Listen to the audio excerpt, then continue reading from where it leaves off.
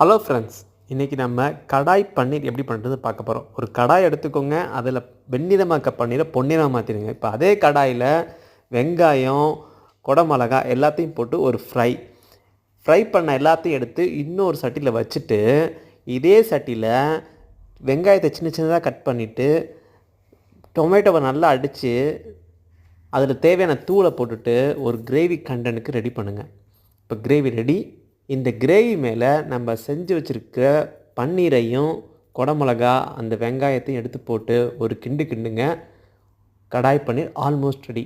இப்போ அது மேலே வெந்தய லீஃபை அப்படியே தூவி விட்டுட்டு இன்னொரு ஒரு கிண்டி எடுத்து தட்டில் வச்சு அதுக்கு பக்கத்தில் தேங்காய் சாதத்தை வச்சு ரெண்டையும் குழப்பி அடிச்சிங்கன்னா அப்படி டேஸ்ட்டுங்க.